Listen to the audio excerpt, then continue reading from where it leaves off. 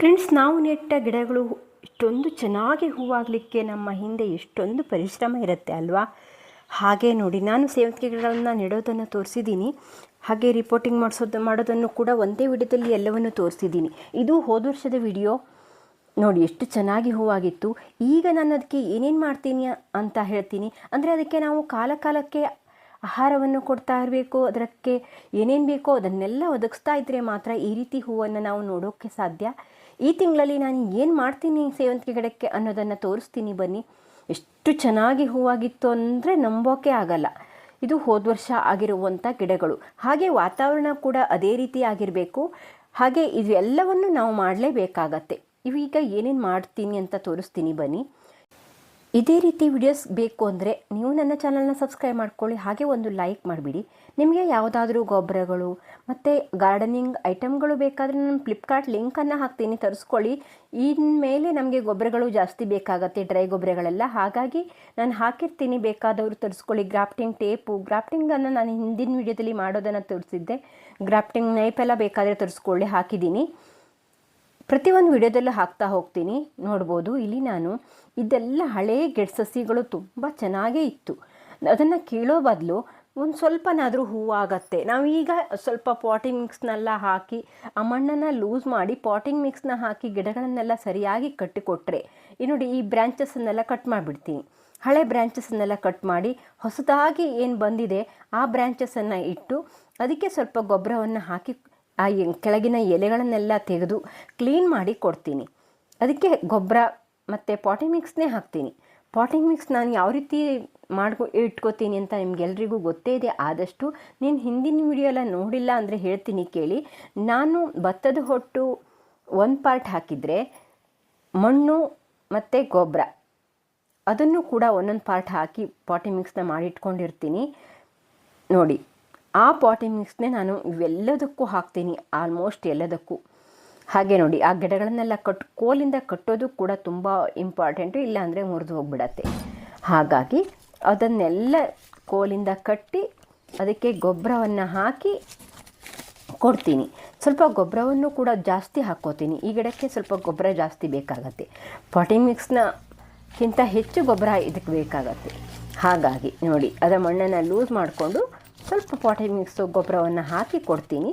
ಇನ್ಮೇಲೆ ಹಾಗೆ ಮತ್ತೆ ನಾವು ಫಂಗಿಸೈಡನ್ನು ಸ್ಪ್ರೇ ಮಾಡಬೇಕು. ಫಂಗಿಸೈಡನ್ನು ಸ್ಪ್ರೇ ಮಾಡಿ ಇನ್ಮೇಲೆ ಕೀಟಗಳು ಜಾಸ್ತಿ.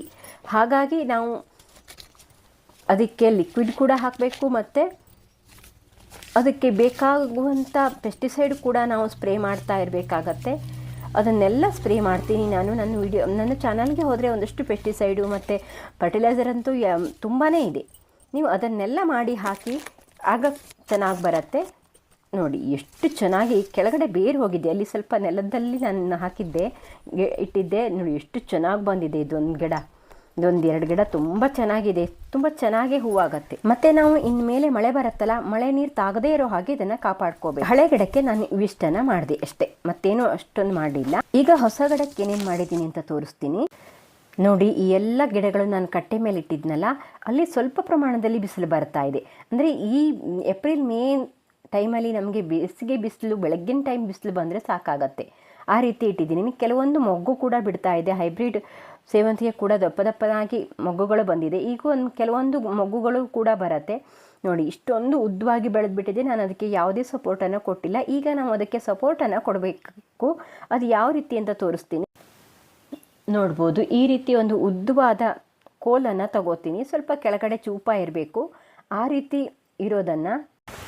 ಇಲ್ಲಿ ನೋಡಿ, ನನ್ನ ಗಿಡಗಳೆಲ್ಲ ಕವರ್ ಒಳಗಡೆ ಇದೆ. ಹಾಗಾಗಿ ನೋಡಿ, ಕವರ್ ಒಳಗಡೆ ಇರೋದ್ರಿಂದ ನಮಗೆ ತುಂಬ ಎತ್ತರವಾದ ಕೋಲನ್ನು ಹಾಕೋಕ್ಕಾಗಲ್ಲ. ಮತ್ತು ನೋಡಿ, ನಾನು ಗಿಡದ ಸೈಡಲ್ಲಿ ಈ ಕೋಲನ್ನು ಫಿಕ್ಸ್ ಮಾಡ್ತೀನಿ. ತುಂಬ ಗಿಡದ ಬುಡದಲ್ಲಿ ಹಾಕಿದರೆ ಬೇರುಗಳೆಲ್ಲ ಹಾನಿಯಾಗತ್ತೆ. ಹಾಗೆ ನೋಡಿ, ನಾನು ಒಂದು ಕೋಲನ್ನು ಕೊಟ್ಟರೆ ಅದು ಅಲ್ಲಿ ನಮಗೆ ಅದನ್ನು ಕಟ್ಟೋಕೆ ಬರಲ್ಲ. ನೋಡಿ, ಈ ರೀತಿ ಆಗಿಬಿಡತ್ತೆ. ನೋಡಿ, ಒಂದೇ ಕೋಲಲ್ಲಿ ನಾವು ಕಟ್ಟೋಕೆ ಹೋದರೆ ಇಷ್ಟು ಅಗಲವಾಗಿ ಬೆಳೆದಿರೋವಂಥ ಗಿಡಕ್ಕೆ ಅಷ್ಟು ಚೆನ್ನಾಗಿ ಬರಲ್ಲ. ಹಾಗಾಗಿ ನಾವು ಇದಕ್ಕೆ ಮತ್ತೊಂದು ಕೋಲನ್ನು ಹುಕ್ಕೊಂಡು ಕಟ್ಟಬೇಕಾಗತ್ತೆ. ಫಿಕ್ಸ್ ಮಾಡ್ಕೋತೀನಿ. ಈ ರೀತಿ ಕಟ್ಟಿದಾಗ ನಮಗೆ ಗಿಡ ಹಾನಿ ಆಗಲ್ಲ. ಒಂದೇ ಕೊದಲಿ ಕಟ್ಟಿದಾಗ ಗಿಡಕ್ಕೆ ಸ್ವಲ್ಪ ಉಸಿರು ಕಟ್ಟಿದಾಗ ಆಗುತ್ತೆ. ಗಾಳಿ ಆಡೋಕ್ಕೆ ಅಷ್ಟೊಂದು ಜಾಗ ಇರಲ್ಲ, ಒಳಗಡೆ ಸ್ವಲ್ಪ ಗಾಳಿ ಆಡ್ತಾ ಇರಬೇಕು.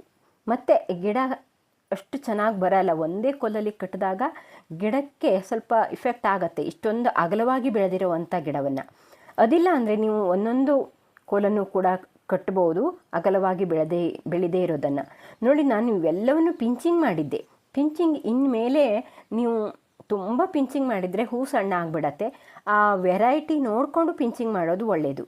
ತುಂಬ ಪಿಂಚಿಂಗ್ ಮಾಡೋಕ್ಕೆ ಹೋದರೆ ಗಿಡ ಅಗಲವಾಗಿ ಏನೋ ಬೆಳೆಯುತ್ತೆ, ಆದರೆ ಅದು ಅಷ್ಟೊಂದು ಹೂ ಸಣ್ಣ ಬಂದುಬಿಡತ್ತೆ. ಹಾಗಾಗಿ ನಿಮಗೆ ಹೂ ಸಣ್ಣ ಬಂದರೂ ಅಡ್ಡಿಲ್ಲ, ತುಂಬ ಜಾಸ್ತಿ ಹೂ ಬರಬೇಕು ಅನ್ನೋದಾದರೆ ಇನ್ನೂ 1 ತಿಂಗಳ ನೀವು ಅದನ್ನು ಪಿಂಚಿಂಗ್ ಮಾಡ್ಬೋದು.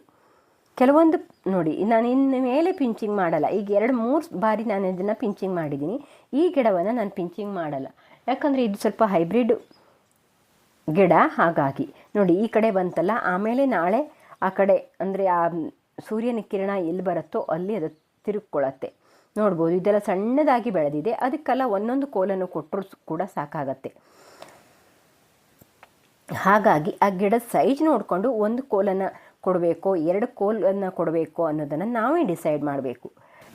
ಹಾಗೆ ನೋಡಿ, ಸ್ವಲ್ಪ ಬೇರೆಲ್ಲ ಮೇಲೆ ಬಂದಿದೆ, ಮತ್ತು ಕೆಲವೊಂದರಲ್ಲಿ ಸಸಿಗಳು ಕೂಡ ಬರ್ತಾ ಇದೆ. ಆ ಸಸಿಯನ್ನು ಬಿಟ್ಟು ನಾವು ಎಲ್ಲದಕ್ಕೂ ಪಾಟಿ ಮಿಕ್ಸ್ನ ಹಾಕಿ ಕೊಡ್ತೀನಿ. ಈ ಟೈಮಲ್ಲಿ ನಾವು ಮೊದಲು ಸ್ವಲ್ಪ ಅಂದರೆ ಆ ಕವರನ್ನು ಫಿಲ್ ಮಾಡಿರಲಿಲ್ವಲ್ಲ, ಈಗ ಮತ್ತೊಂದು ಸ್ವಲ್ಪ ಹಾಕಿ ಕೊಡಬೇಕಾಗತ್ತೆ. ಗೊಬ್ಬರ ಮಣ್ಣು ಜಾಸ್ತಿ ಬೇಕಾಗತ್ತೆ, ಆ ರೀತಿ ಹಾಕಬೇಕು. ಹಾಗೆ ನಾವು ಇದಕ್ಕೆ ನೀವು ಬೇಕಾದರೆ ಕೆಮಿಕಲ್ನ ಯೂಸ್ ಮಾಡೋದಾದರೆ ಈಗ 4 ಕಾಳು DAP ಕೂಡ ಯೂಸ್ ಮಾಡ್ಬೋದು. ಆಗಾಗ ತಿಂಗಳಿಗೊಂದು ಸಾರಿ ಹಾಕ್ತಾ ಇರ್ಬೋದು, ಅದು ಚೆನ್ನಾಗಿ ಬರುತ್ತೆ. ನೋಡಿ, ಎಲ್ಲ ಗಿಡಗಳಿಗೂ ನೋಡಿ ಇಷ್ಟು ಹಾಕಿ ಕೊಡ್ತೀನಿ ನಾನು. ಅಂದರೆ ಬೇರೆಲ್ಲ ಮೇಲೆ ಬಂದಿರುತ್ತೆ ಈಗ. ಹಾಗಾಗಿ ಈಗ ನಾವು ಅದಕ್ಕೆ ಗೊಬ್ಬರವನ್ನು ಹಾಕಿ ಕೊಡಬೇಕಾಗತ್ತೆ. ಆಗ ಅದು ಇನ್ನೂ ಚೆನ್ನಾಗಿ ಬೆಳೀಲಿಕ್ಕೆ ಅದಕ್ಕೆ ಹೆಲ್ಪ್ ಆಗುತ್ತೆ.